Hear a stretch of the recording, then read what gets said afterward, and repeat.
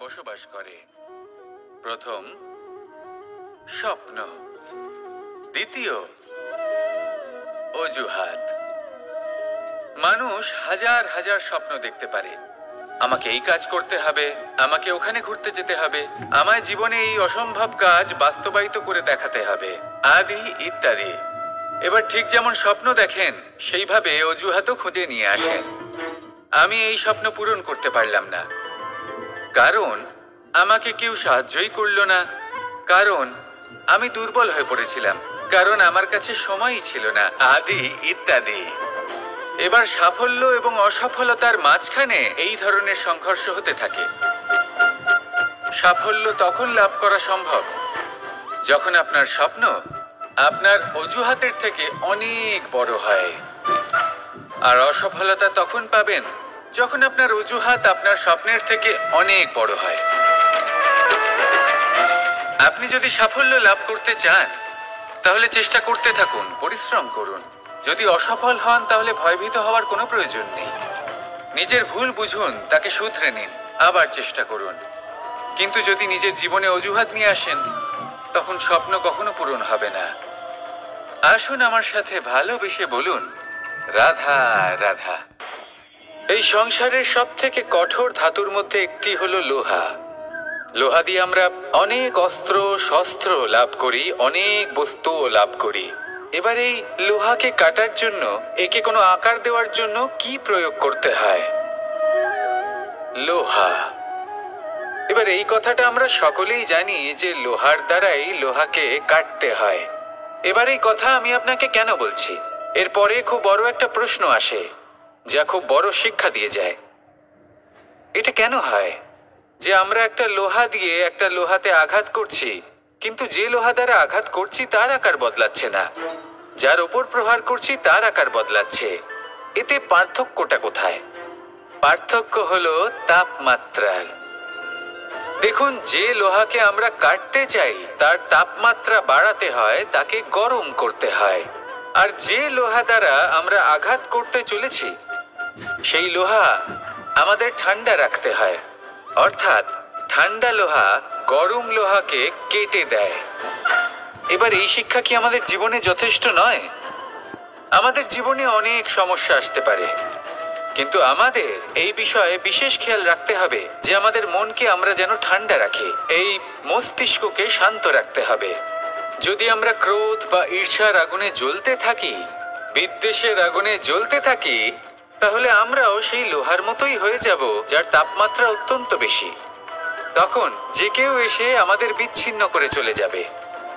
মনে রাখবেন, যিনি যত বেশি স্থির বুদ্ধির অধিকারী, যিনি হলেন সব থেকে বেশি শান্ত, তিনি হলেন সব থেকে বেশি বলশালী। তাহলে শান্ত থাকুন আর আমার সাথে ভালোবেসে বলুন, রাধা রাধা। মানুষের দুটো রূপ রয়েছে।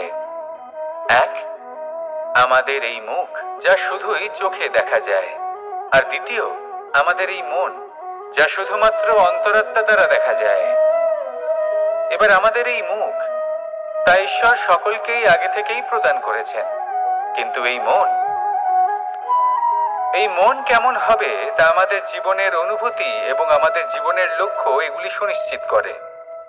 অর্থাৎ নেত্র দিয়ে দেখা যায় আমাদের এই মুখ, তা শুধুই এই কারণে প্রয়োজন যাতে সংসার আমাদের দেখতে পায়, আমাদের চিনতে পারে। কিন্তু যদি এই সংসারে আপনি প্রকৃত অর্থে মান সম্মান লাভ করতে চান, তাহলে নিজের অন্তরাত্মাকে আপনাকে বিকশিত করতেই হবে। দেখুন, কথায় আছে এই যে অসুর, তা শারীরিকভাবে উপস্থিত নয়, তা মনের মধ্যে থাকে।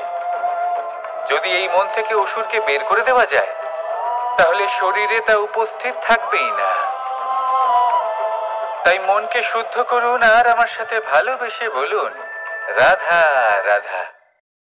পরিশ্রম। এই শব্দগুলি শুনতে হয়তো ছোট মনে হয়, কিন্তু এর মূল্য অনেকটাই অধিক। এবার প্রয়াসও কিন্তু দুই ধরনের হয়। একটা প্রয়াস তাই যা আমরা নিজের মন থেকে, অন্তর থেকে সমগ্র শক্তি দিয়ে করার চেষ্টা করি। এবারে এই প্রয়াস প্রচেষ্টার নামান্তর। কিছু প্রয়াস এমনও হয় যেমন দ্রুত ক্রীড়া খেলা। মানুষ বলেন আজ একটু প্রয়াস করি, একটু দ্রুত ক্রীড়া খেলেই দেখি। যদি বিজয়ী হই তবে ভালো ব্যাপার, যদি না হই তবে আর কখনো খেলবো না। এটাও কিন্তু প্রয়াস, কিন্তু এই প্রয়াস পরিশ্রম নয়। পাণ্ডবদের দেখুন, ওনারা যখন পরিশ্রম করেছিলেন তখন খাণ্ডবপ্রস্থকেও ইন্দ্রপ্রস্থ বানিয়েছিলেন। দ্রুত ক্রীড়া খেললেন, সেই মুহূর্তেই ইন্দ্রপ্রস্থ হারিয়ে ফেললেন। পরিশ্রম করলেন, সগৌরবের রাজা হলেন। দ্রুত ক্রীড়া খেললেন, তখন এক মুহূর্তে রাজা থেকে নিঃস্ব হয়ে গেলেন।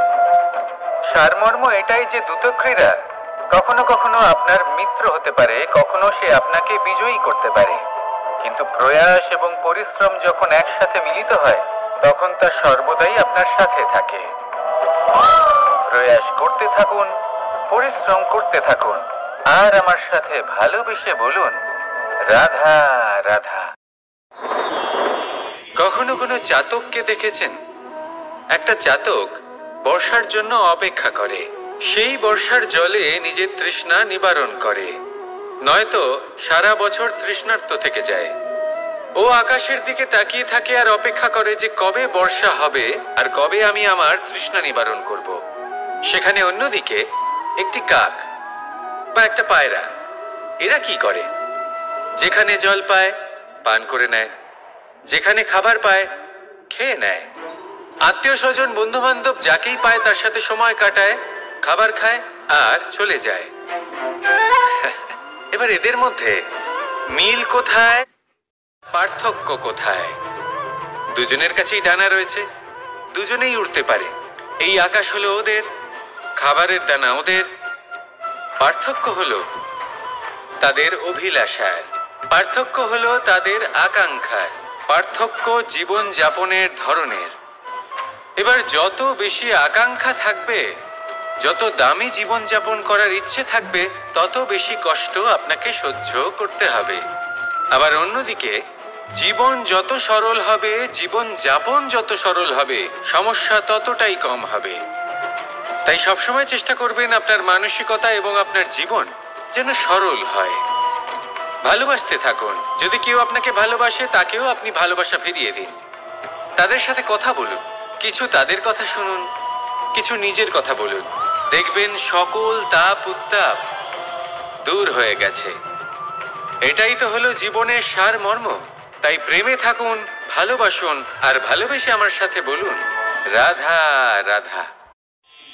একবার একজন সাধক ওনার শিষ্যদের একটা কাজ দিলেন, একটা দুর্লভ জড়িবুটি নিয়ে আসতে বললেন। এতটাও কঠিন কাজ সেটা ছিল না, কারণ সকল শিষ্য জানতেন যে এই দুর্লভ জড়িবুটি কোথায় পাওয়া যায়। পর্বতের শিখরে। কঠিন কাজ কোনটা? সেখানে পৌঁছনোর সেই পথ, যা ছিল কাঁটায় জর্জরিত, পাথরে পরিপূর্ণ, যেখানে পিছলে পড়ার আশঙ্কা রয়েছে এবং গভীর ক্ষত পেতে পারে সবাই। এবার বেশ কয়েকজন শিষ্য গেলেন, তার মধ্যে কয়েকজনই সেই জড়িবুটি নিয়ে আসতে পারলেন। কারণটা কি ছিল? কিছু শিষ্যের মনোযোগ ছিল শুধুমাত্র লক্ষ্যের দিকে, অর্থাৎ পর্বতের সেই শিখরে। কিছু শিষ্যের মনোযোগ ছিল পথের এই সংকটগুলির ওপর। কিছুজন নিজের সমস্ত মনোযোগ, সমস্ত শক্তি কেন্দ্রীভূত করলেন শুধুমাত্র লক্ষ্যের দিকে। বাকিরা মনোনিবেশ করলেন এই সংকটের থেকে নিজেকে বাঁচাতে। কিন্তু যাদের মনোযোগ শুধু লক্ষ্যের দিকে ছিল, শুধু তারাই জড়িবুটি নিয়ে আসতে পারলেন। কারণ কি ছিল? একটা সহজ ব্যাপার যা আমাদের বুঝতে হবে। আমরা যদি লক্ষ্যে পৌঁছতে চাই, তাহলে বিপদের সম্মুখীন তো আমাদের হতেই হবে, আর কোনো বিকল্প নেই। যন্ত্রণাও হবে, পায়ে কাঁটাও হয়তো ফুটতে পারে, হয়তো পড়েও যেতে পারেন, হয়তো রক্তপাতও হতে পারে, কিন্তু তার সাথেই সাফল্য অর্জনের যে আনন্দ সেটাও পাওয়া যায়।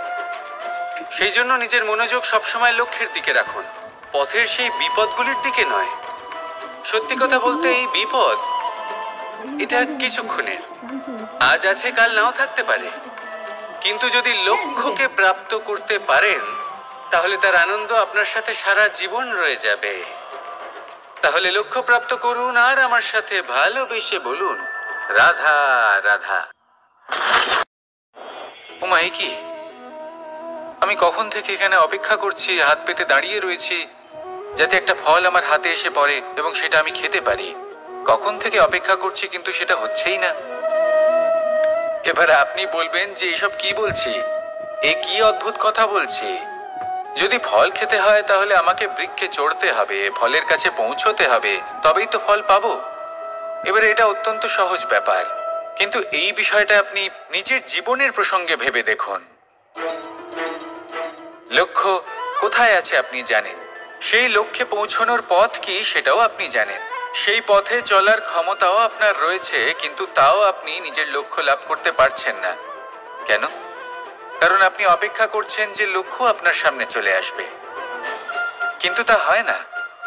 লক্ষ্য সে যাই হোক না কেন, ধন হোক, প্রেম হোক, কোনো সম্মান হোক বা মোক্ষ হোক, যদি আপনি তার দিকে অগ্রসর না হন তাহলে ফল প্রাপ্তি অসম্ভব ব্যাপার, তা কোনোদিনই হবে না। সেই জন্য আপনার চোখের সামনে আপনি যদি নিজের লক্ষ্যকে দেখতে পান তাহলে উঠুন এবং সেই দিকে অগ্রসর হতে শুরু করুন। নিজের অন্তরের সকল অশুভ গুণ দূর করুন, অলসতা ত্যাগ করুন, অজ্ঞানতা ত্যাগ করে দিন এবং চলতে থাকুন। অবশ্যই মনোবাঞ্ছিত ফল লাভ করতে পারবেন। মনে রাখবেন, চলতে থাকলে তবেই লক্ষ্য প্রাপ্তি হবে। অপেক্ষার দ্বারা শুধুমাত্র মৃত্যু লাভ হবে। আসুন আমার সাথে ভালোবেসে বলুন, রাধা রাধা। একবার একটা শেয়াল বনে বিচরণ করছিল। ও একটা ছোট্ট শাবক দেখতে পেল। ও ভাবলো, আজ একেই আমি খাবার হিসেবে গ্রহণ করব। আশেপাশে দেখলো কেউ দেখছে না তো, কেউ ছিল না, আর সেই শাবকের ওপর আক্রমণ করলো, যা হলো একটা ঘোর অপরাধ। বনের নিয়ম অনুসারে আপনি কখনোই শাবকের ওপর আক্রমণ করতে পারেন না। তারপর এই খবরটা যখন রাজা সিংহ জানতে পারলেন, সভার আয়োজন করলেন। কিন্তু সেখানে শেয়াল বলল, আমি তো এরকম কিছু করিনি। কিন্তু যদি আপনি এরকম বলেন, কোনো প্রমাণ দিন, এর কোনো সাক্ষী আছে? তখন রাজা সিংহ পেঁচাকে ডেকে পাঠালেন, যে সেই মুহূর্তে বৃক্ষের শাখার ওপর বসেছিল, সে সব কিছু দেখেছিল। পেঁচা সব সত্যি কথা বলল, আর শেয়ালকে মৃত্যুদণ্ড দেয়া হলো। এবার এই কাহিনী আমি আপনাকে কেন শোনালাম? কারণ মানুষও কখনো কখনো এরকম কর্ম করেন যা শিয়াল করেছে। এটা ভাবেন কেউ দেখছে না, যখন আমি অনুচিত কর্ম করতেই পারি। কিন্তু না, আপনি যাই করুন না কেন, কেউ না কেউ অবশ্যই তা দেখছে। কোনো ব্যক্তি না হলেও কোনো প্রাণী, না হলে কোনো যক্ষ বা দেব বা প্রেত। যদি এনারা কেউ না দেখেন, তাহলে ধরিত্রী মাতা দেখেন, যেখানে দাঁড়িয়ে আপনি সেই কর্ম করছেন, তাই না? তাই একটা কথা সবসময় মনে রাখবেন, কে দেখছেন কে দেখছেন না সেই বিষয়ে ভাবা ছেড়ে দিন। এটা খুব সহজ কথা। আপনি যদি উচিত কর্ম করেন, উচিত ফল পাবেন। যদি অনুচিত কর্ম করেন, তাহলে আপনি অনুচিত ফল অবশ্যই পাবেন। সেই জন্য উচিত পথে চলতে থাকুন, উচিত কর্ম করতে থাকুন, আর আমার সাথে ভালোবেসে বলুন, রাধা রাধা। আমি অনেক সংখ্যক মানুষকে দেখেছি, তাদের কাছে অত্যাধিক জ্ঞান আছে, শিল্প আছে, ধন আছে, কীর্তি আছে, কিন্তু তারা এই সব কিছু নিজেদের কাছেই রাখেন, এই সমাজে বিতরণ করেন না। কারণ হলো ভয়। ওনাদের মনে হয় যে যদি আমি এই সব কিছু সমাজে বিতরণ করি, তাহলে সমাজ আমার শিল্প হোক, ধন হোক, জ্ঞান হোক, কীর্তি হোক, সবকিছু চুরি করে নিয়ে যাবে, আর তার বদলে আমি কিছুই পাবো না। এটা কিন্তু সত্য নয়। সত্য হলো এটাই যে যদি আপনি নিজেকে এই সংসারের প্রতি সমর্পিত করেন, তাহলে এই সংসার আপনার প্রতিও সমর্পিত থাকবে। আপনি শুধু ধন, জ্ঞান, কীর্তি, সম্মান পাবেন তাই নয়, বরং এই সমাজ আপনাকে নিজের চোখে হারাবে, মনের মধ্যে স্থান দেবে। তাই এই ভয় ত্যাগ করে দেখুন কিভাবে এই সমাজ আপনাকে প্রেম সমর্পণ করে। আসুন আমার সাথে ভালোবেসে বলুন, রাধা রাধা। সেই কখন থেকে এই পুস্তকটিকে দেখছি, কিন্তু এর থেকে আমি কোনো জ্ঞান লাভ করতেই পারছি না। এবার আপনি বলবেন যে আজ কেমন বিচিত্র কথা বলছি আমি। যদি এই পুস্তক থেকে আমাকে জ্ঞান লাভ করতে হয়, তাহলে শুধুই তাকিয়ে থাকলে হবে না। আমাকে এই পুস্তককে খুলতে হবে, পড়তে হবে, তাকে বুঝতে হবে, তবেই তো জ্ঞান প্রাপ্তি হবে। বড়ই সহজ একটা ব্যাপার, কিন্তু একে যাপন করা অত্যন্ত কঠিন, তাই না? আপনি নিজেকেই দেখে নিন। আপনার কাছে অনেক জ্ঞান রয়েছে। সহজ থেকে সহজতর জ্ঞানের কথা যদি বলি, আপনি এটুকু তো জানেন যে সত্যি কথা বলা ভালো কাজ, দান করা হলো পুণ্যের কাজ। আপনি জানেন যে পরিশ্রম করলে সাফল্য আসবে। এই জ্ঞান তো আমাদের কাছে রয়েছে, এমন অনেক জ্ঞান আমাদের কাছে রয়েছে, কিন্তু আলস্যের কারণে, অবহেলা করে আমরা শুধু এই জ্ঞান প্রয়োগ করতে পারি না। সেই জ্ঞান যাপন করা শুরু করুন, জীবনে প্রয়োগ করতে শুরু করুন। এই মন প্রত্যেকটি মুহূর্তে প্রসন্ন থাকবে, আর লক্ষ্যপ্রাপ্ত করে এই মন বলবে, রাধা রাধা। এ হলো গোলাপ ফুল। একে আমরা সকলেই চিনি। সমগ্র সংসার ভালোবাসে এই পুষ্পকে। এই ফুল দেখতেও সুন্দর। সব থেকে বেশি গুরুত্বপূর্ণ কথা হলো এর সুগন্ধ, যা দূর দূরান্ত থেকে ব্যক্তিদেরকে আকৃষ্ট করে। এই সুন্দর পুষ্প একটু মন দিয়ে দেখলেই দেখা যায় এর নিচে কাঁটা রয়েছে। এই সংসার বলে, এ প্রকৃতির কেমন রচনা, এত কোমল পুষ্প, এটা কি তীক্ষ্ণ কাঁটা সহ প্রস্ফুটিত হয়? এটাই হলো জীবনের সত্য। আমাদের অন্তরের সদ্গুণ, সেগুলিও এই ফুলের মতোই সুন্দর। সংসারের সৌন্দর্য দেখতে পায়, এর সুগন্ধ চতুর্দিকে ছড়িয়ে পড়ে। কিন্তু এই সদ্গুণ জাগ্রত করে তোলার জন্য কঠোর পরিশ্রম করতে হয়, প্রতিনিয়ত চেষ্টা করে যেতে হয়। তাই জন্য যদি আপনি জানেন আপনার পথ উচিত, কিন্তু তা কাঁটায় পরিপূর্ণ, তাহলে থামবেন না, চলতে থাকুন। একবার যদি অন্তরের সদ্গুণ জাগ্রত হয়, তাহলে এই সংসার এই সৌন্দর্য দেখবে আর সুগন্ধে আকর্ষিত হয়ে আপনার কাছে আসবে। এই মন, এই জীবন প্রসন্ন হয়ে বলবে, রাধা রাধা।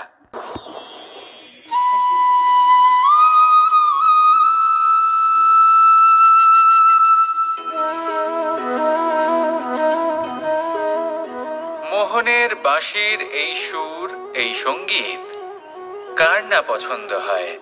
সবারই খুব ভালো লাগে। এবার এই সুর আসে কোথা থেকে? কেউ বলবেন কৃষ্ণের হৃদয় থেকে। সত্য কথা, এই সুর হৃদয় থেকে নির্গত হয় এবং প্রকট হয় এই বাঁশি থেকে।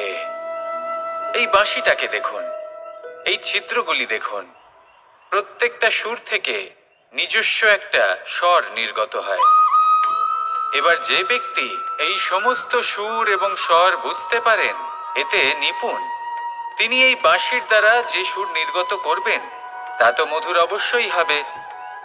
এবার জীবনের সাথেও কিছুটা এরকমই ঘটে। জীবনের কিছু নীতি থাকে, অর্থ, কুটুম্ব এবং আধ্যাত্মিক। যদি জীবনের প্রত্যেকটা মুহূর্ত সুখময় হয় এরকম আপনি চান, তাহলে এই তিনটি নীতিতে আপনাকে নিপুণ হতে হবে। কোনো একটি বিশেষ নীতির প্রতি যদি আপনি বেশি ঝুঁকে পড়েন, তাহলে বাকি দুই নীতি থেকে যা সুখ লাভ করা সম্ভব তা পারবেন না। ধন অর্জন করতে হবে পরিবারের জন্য, পরিবারের সুখ মনের শান্তির জন্য, মনে শান্তির প্রয়োজন মনের শুদ্ধতার জন্য। যখন এই মন শুদ্ধ হবে, জীবন শুদ্ধ হবে, পবিত্র হবে, সুন্দর হবে এবং ভালোবেসে বলবে, রাধা রাধা। জীবনের প্রত্যেক মুহূর্ত আমাদের কিছু না কিছু শিক্ষা দেয়, নির্ভর করছে আমাদের দৃষ্টিভঙ্গির উপর। যেমন নদী হলো আমার অত্যন্ত প্রিয়। নদীতে ভ্রমণ করতে আমার খুব ভালো লাগে। কি বলেন? নদীতে সবসময় নতুন কিছু থাকে, ও পুরনো কিছুই নিয়ে বসে থাকে না। সব সময় প্রবাহমান, কখনো থামে না। ততক্ষণ থামে না যতক্ষণ না সাগরে গিয়ে সমাহিত হচ্ছে। ঠিক এইভাবেই আমাদেরও উচিত নিজের জীবন অতিবাহিত করা, নদীর মতো। প্রত্যেক মুহূর্ত নতুন, তাই সেইভাবেই জীবন যাপন করুন। পুরনো কিছুই একত্রিত করে রাখবেন না, বিগত স্মৃতির মাঝে নিজেকে হারিয়ে ফেলবেন না। এই যে বর্তমান, এই যে মুহূর্ত, সেটাই হলো সর্বশ্রেষ্ঠ। এর মাঝেই জীবন যাপন করুন। নদীর মতো প্রবাহমান হতে শিখুন। আপনি শিখে গেলে তাহলে মনে রাখবেন, আমার আপনার মাঝে বিচরণ করতে বড়ই ভালো লাগবে। যে ব্যক্তি আনন্দের সাথে জীবনের প্রত্যেকটা মুহূর্ত অতিবাহিত করে কোনো চিন্তা ছাড়াই, প্রবাহমান হয়, কখনোই থামে না, যতক্ষণ না মুক্তি লাভ করছেন, এমন ব্যক্তির মধ্যেই রাধাকৃষ্ণ বসবাস করেন। তাহলে আসুন আমার সাথে ভালোবেসে বলুন, রাধা রাধা। সূর্যের প্রকাশ অন্ধকারকে দূর করে দেওয়া সেই মহানায়ক। এই সূর্যের প্রকাশ যখন পৃথিবীতে এসে পৌঁছয়, কি হয়? এই পৃথিবী জেগে ওঠে, প্রত্যেক প্রাণী জেগে ওঠে, মানুষ জেগে ওঠে, নিজের কর্ম করেন, জীবন যাপন করেন। এই ঘুমের মৃতপ্রায় স্থিতি কাটিয়ে উঠে জীবন যাপন করতে শেখেন। এটাই হলো প্রভাব সূর্যের প্রকাশের। এবার এই প্রকাশ যে সূর্যের থেকে পাই, তিনি কি করেন? তিনি নিজেকে জ্বালান আমাদের জীবন প্রদান করার জন্য। প্রত্যেকটা মুহূর্ত তিনি তাপ সহ্য করেন, আমরা যাতে সেই প্রকাশ লাভ করি। এটাই হলো জীবনের সারমর্ম। যদি আপনিও এই সংসারে প্রকাশ ছড়িয়ে দিতে চান, তাহলে আপনাকেও তপ্ত হতে হবে, নিজে জ্বলতে হবে, সেই কর্ম করতে হবে যেটা কঠিন হতে পারে কিন্তু আসলে শ্রেষ্ঠ। তবেই এই সংসারের সেবা করতে পারবেন, সংসারকে পথ দেখাতে পারবেন। নিজের অন্তরের প্রকাশ জাগ্রত করুন, তবেই সেই সকল ব্যক্তি যারা পাপের অন্ধকারে নিমজ্জিত হয়ে আছেন, তারা জাগ্রত হবেন। সেই সকল ব্যক্তিকে জাগিয়ে তুলুন, প্রেরিত করে তুলুন সুখী হওয়ার জন্য, যারা সুখী হতে পারছেন না। সেই সকলকে প্রেরিত করুন সাফল্য লাভের, যারা সফল হতে পারছেন না। নিজের অন্তরের সূর্যকে জাগ্রত করুন, চারিদিকে শুধু প্রকাশই প্রকাশ হবে, জীবনই জীবন থাকবে, আনন্দই আনন্দ থাকবে। আর এই মন বারবার প্রসন্ন চিত্তে বলে উঠবে, রাধা রাধা। মানুষ কখনো কখনো সময়কে নিয়ন্ত্রণ করতে চেষ্টা করে, কখনো কখনো সময়ের গুরুত্ব বুঝতে পারে না। এটা ভাবে যে এই কিছু মুহূর্ত কেটে যাক, একে অতিবাহিত করি, তাহলে কি বা হবে, কয়েকটা মুহূর্ত মাত্র। কিন্তু তা নয়। আজকের একটা মুহূর্ত ভবিষ্যতের অনেক বড় পরিবর্তনের ভিত হতে পারে। আজকের একটা মুহূর্ত আপনার ভবিষ্যৎকে উজ্জ্বল করে তুলতে পারে। সেই জন্য ছোট ছোট মুহূর্তগুলিকে অদেখা করবেন না। সময়কে কাজে লাগান, পূর্ণরূপে কাজে লাগান। এবার যদি আপনি কাউকে সাহায্য করতে চান আর সেই কারণেই যদি থেমে থাকেন, তাহলে ঠিক আছে, কারণ আপনি কাউকে সাহায্য করে তার জীবনকে আরো ভালো করে তুলতে চাইছেন, আরো শ্রেষ্ঠ করতে চাইছেন। এই পুণ্য, এই কর্ম ফিরে আপনার কাছেই আসবে আর আপনার জীবনকে শুভ করে তুলবে। কিন্তু যদি আপনি আলস্যের কারণে থেমে থাকেন এবং কিছুই না করেন, সময় নষ্ট করেন, তাহলে কিন্তু একটাই ঘটনা ঘটবে, আপনার ভবিষ্যৎ বিপদগ্রস্ত হয়ে পড়বে, আর কিছুই নয়। সেই জন্য এটা বোঝা প্রয়োজন যে কখন থামতে হবে এবং কেন থামতে হবে। যদি আপনার থামার কারণ এবং সময় অনুচিত হয়ে থাকে, তাহলে আপনার ভবিষ্যৎ কখনোই উচিত হতে পারে না। সেই জন্য সময়কে সম্মান করুন আর পূর্ণ ব্যবহার করতে শিখুন। আর আমার সাথে ভালোবেসে বলুন, রাধা রাধা। জীবনে সবসময় সেটা হয় না যা আমরা চাই, তেমন ভাবে হয় না যেমন ভাবে আমরা চাই। এবার তাতে আমরা দুঃখ পাই, নিরাশ হয়ে পড়ি, ভাগ্যকে দোষ দিই অথবা অন্য কাউকে বা নিজেকে। কিন্তু সত্যটা কি, সেটা আমাদের জানতে হবে। এই সংসার নির্মিত হয়েছে পাহাড় দ্বারা এবং পাথর দ্বারা, তাই প্রত্যেক স্থানে ছোট ছোট ছোট ছোট নুড়ি পাথর তো অবশ্যই থাকবে, এগুলো এড়িয়ে যাওয়া সম্ভব নয়। আর এই কথাটা আমরা সকলে জানি। এবার এইভাবেই আমাদের জীবনে নানান রকমের সমস্যা লেগেই থাকে। এর হাত থেকে কোনোভাবেই নিস্তার পাওয়া সম্ভব নয়। একটা সমস্যা এড়াতে যান, দ্বিতীয় চলে আসবে, দ্বিতীয় সমস্যা এড়াতে যান, তৃতীয় চলে আসবে। কিন্তু সমস্যা জীবনে থাকবেই, আর আপনাকে সাহায্য করার জন্যই থাকবে কোনো না কোনো রূপে। আপনার চারপাশে পাথর আছে, এটা আপনার উপর নির্ভরশীল আপনি কি করবেন, কোন পথে অগ্রসর হবেন এবং কিভাবে অগ্রসর হবেন। এবার দেখুন, এটা তো সবসময় সম্ভব নয় যে আপনার পদতলে ফুলের চাদর থাকবে, এটা তো অসম্ভব। সেই জন্য উচিত এটাই হবে যে আপনি পাদুকা পরিধান করে জীবনে অগ্রসর হন। এর সারমর্ম এটাই, যখনই জীবনে সমস্যা আসবে দৃঢ় হয়ে সম্মুখীন হন এবং এটা বোঝার চেষ্টা করুন যে এই সমস্যা জীবনে কেন এলো, কি শিক্ষা দিয়ে গেল। আপনার মধ্যে দোষ অবশ্যই থাকবে, তাকে গুণে পরিবর্তিত করুন। এই জীবন আরো বেশি সহজ সরল হবে এবং প্রসন্ন হয়ে বলবে, রাধা রাধা। মধু কারই না পছন্দ বলুন তো? অত্যন্ত সুস্বাদু হয় এই মধু, মিষ্টি খেতে হয় এবং তা শক্তিও প্রদান করে, এবং প্রত্যেকটি মিষ্টি পদার্থের মতোই এতেও খুব তাড়াতাড়ি পিঁপড়ে ধরে যায়। অন্যদিকে যদি নুনকে দেখি, তাহলে বছরের পর বছর রাখলেও এতে পিঁপড়ে ধরে না। এবার যদি কথা বলি বন্ধুত্বের, তাহলে বন্ধুত্ব নুনের মতো হওয়া উচিত, মধুর মতো নয়। যারা সামনে এলে শুধুমাত্র মধুর মধুর কথা বলবে, পরে এতে পিঁপড়ে ধরে যাবে, এটা নুনের মতো হওয়া উচিত। প্রকৃত বন্ধু হলো সে যে সময় এলে পরে আপনার সামনে আপনার প্রকৃত সত্য তুলে ধরবে, তা সে যতই কঠিন হোক না কেন। আপনার দোষ, আপনার অপগুণ, আপনার খামতি আপনাকে বলতে পারবে, যাতে আপনি সেগুলো শুনে মেনে নিয়ে তারপর নিজেকে শুধরোতে পারেন। এটাই হলো প্রকৃত বন্ধুত্ব।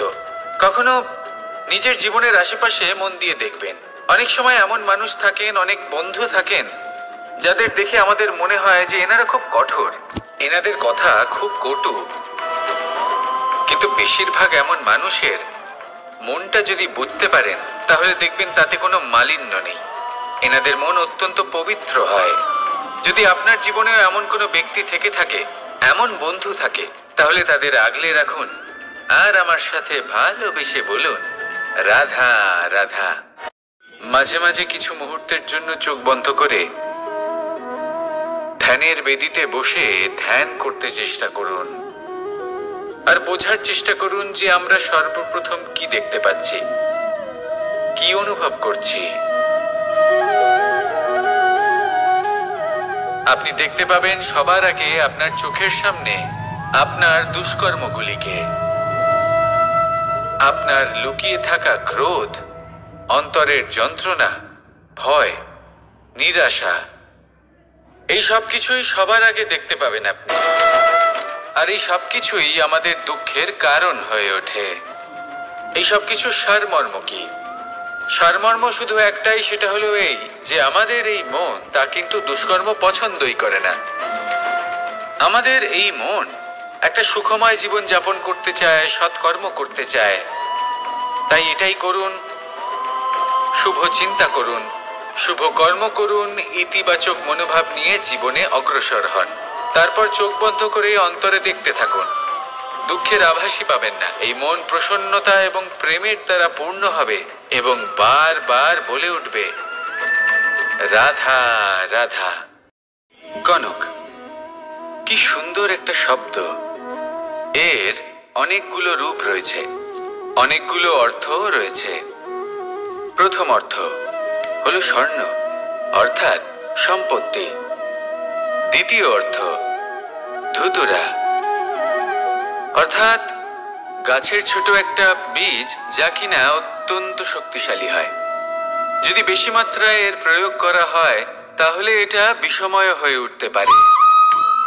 এই হলো সেই ধুতুরা যার প্রয়োগ মহাদেবের পুজোতে করা হয়। এবার প্রশ্ন হলো এটাই যে এই স্বর্ণ এবং এই ধুতুরার মধ্যে মিল কি রয়েছে? মিল হলো এটাই যে এই দুটোই মানুষকে মত্ত করে তোলে। ধুতুরা মানুষকে তখন মত্ত করে যখন তাকে সেবন করা হয়, কিন্তু স্বর্ণ, ধন, সম্পত্তি, মানুষ এটা যতটাই অর্জন করে নেয় সেটাই যথেষ্ট। এই স্বর্ণ মানুষের ভাবনা চিন্তা করার ক্ষমতাকে বশ করে ফেলে। মানুষ সম্পত্তির লোভে মত্ত হয়ে ওঠে, কারণ যে যত চমৎকারী, যতটা অমূল্য হয়, তাকে সামলানো কিন্তু ততটাই কঠিন, তাই না? তাই মনে রাখবেন, ধন, স্বর্ণ, সম্পত্তি এগুলো ধুতুরার থেকেও অনেক বেশি বিষাক্ত হতে পারে। তাই এর ওপর আত্মসংযমের একটা কবচ পরিয়ে রাখবেন এবং বিবেকের শক্তির সাথে এগুলো প্রয়োগ করুন, তবেই কল্যাণ হবে। আসুন আমার সাথে ভালোবেসে বলুন, রাধা রাধা। সাফল্য। সংসারের প্রত্যেক মানুষ সফল হতে চান। একটু বোধবুদ্ধি আসার পরেই সে সাফল্যের পেছনে ছুটতে থাকেন, আজীবন এই সাফল্যের পেছনে ছুটতে থাকেন। কিন্তু এই যে সাফল্য, তা অর্জন কি করে করতে হয়? ব্যবহার দ্বারা, ছলনা দ্বারা, বল দ্বারা, অর্থের দ্বারা? দুর্ভাগ্যবশত সাফল্য এভাবে লাভ করা যায় না। সাফল্য তখন লাভ করবেন যখন আপনি অসফলতা থেকে শিক্ষা লাভ করবেন। অসাফল্য থেকে শিক্ষা লাভ করা অত্যন্ত গুরুত্বপূর্ণ। করা ভুলের থেকে শেখা অত্যন্ত গুরুত্বপূর্ণ। যদি আপনি অসাফল্যকে ভয় পান, তার থেকে দূরে পালান, তাহলে জীবনে কখনোই এগোতে পারবেন না। অসফলতা আসেই আপনাকে এটা বোঝানোর জন্য যে সাফল্য কিভাবে অর্জন করা যেতে পারে। তাহলে অসফলতাকে স্বাগত জানান, তার থেকে শিখুন। নিশ্চিত রূপে সাফল্য আপনার কাছে আসবেই আসবে। আর এই মন তা সুপ্রসন্ন হয়ে বলবে, রাধা রাধা। কখনো কোনো বৃক্ষকে দেখেছেন? এই ধরিত্রী থেকে ততটুকুই জল নেয় যতটুকু তার প্রয়োজন। কোনো প্রাণীকে দেখুন, এই প্রকৃতি থেকে ততটুকুই খাবার গ্রহণ করবে যতটুকু তার খিদে রয়েছে। খিদে মিটে গেলে আর খাবে না। এবার মনুষ্যকে দেখুন, সে নিজের জীবনে যা কিছু পেয়েছে, বস্তু, ধন, খাবার, শক্তি, প্রয়োজনের থেকে অনেক বেশি লাভ করার চেষ্টা করে থাকে।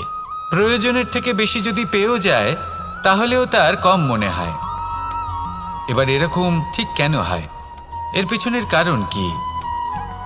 কারণ হলো লোভ। লোভের আগুন কিছু এমন হয়, যদি মানুষের মনে একবার প্রজ্বলিত হয়, তাহলে শুধু বাড়তেই থাকে।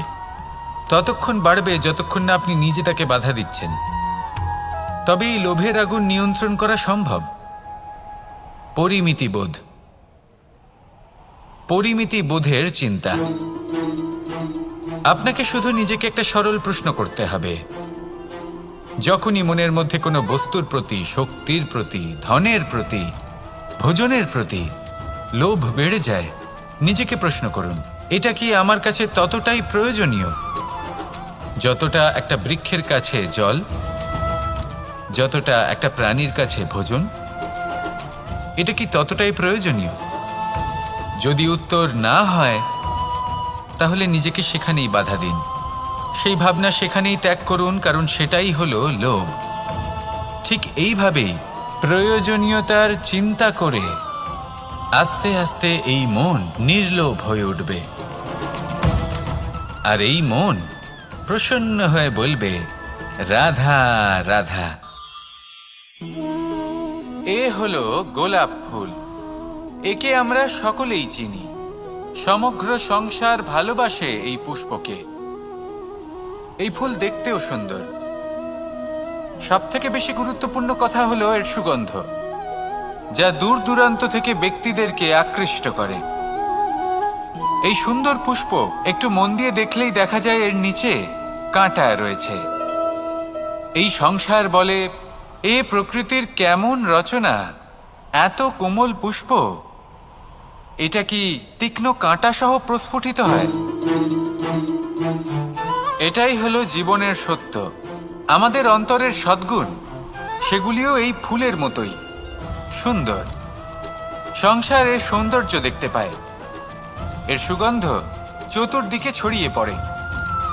কিন্তু এই সদ্গুণ জাগ্রত করে তোলার জন্য কঠোর পরিশ্রম করতে হয়, প্রতিনিয়ত চেষ্টা করে যেতে হয়। তাই জন্য যদি আপনি জানেন আপনার পথ উচিত, কিন্তু তা কাঁটায় পরিপূর্ণ, তাহলে থামবেন না, চলতে থাকুন। একবার যদি অন্তরের সদ্গুণ জাগ্রত হয় তাহলে এই সংসার এই সৌন্দর্য দেখবে আর সুগন্ধে আকর্ষিত হয়ে আপনার কাছে আসবে। এই মন, এই জীবন প্রসন্ন হয়ে বলবে, রাধা রাধা। মানুষের এই জীবন, মানুষ জন্ম নেয়, একটা নির্দিষ্ট সময়ের পরে এই সংসার ত্যাগ করে চলেও যায়। এবার শুধু এটাই আবশ্যক নয় যে এই জীবনকালকে আপনি যাপন করবেন, শুধু এটাই গুরুত্বপূর্ণ নয়। আবশ্যক এবং গুরুত্বপূর্ণ হলো এটা যে এই জীবনকালে আপনি এমন কিছু করেন যাতে এই সংসারের মঙ্গল হয়, যাতে এই সংসার আপনাকে মনে রাখে, আপনার থেকে প্রেরিত হয়, আপনার মতো হতে চায়, প্রত্যেক বছর আপনার জন্মতিথির অপেক্ষা করে, এমনভাবে আপনার জন্মদিন পালন করে যাতে সেটা মহোৎসবের আকার ধারণ করে। এবার এই জন্মদিন এমনি এমনি মহোৎসবে পরিণত হয় না। তখন হয় না যখন কোনো ব্যক্তি রাজার রূপে বা কোনো গোয়ালার রূপে জন্মগ্রহণ করে।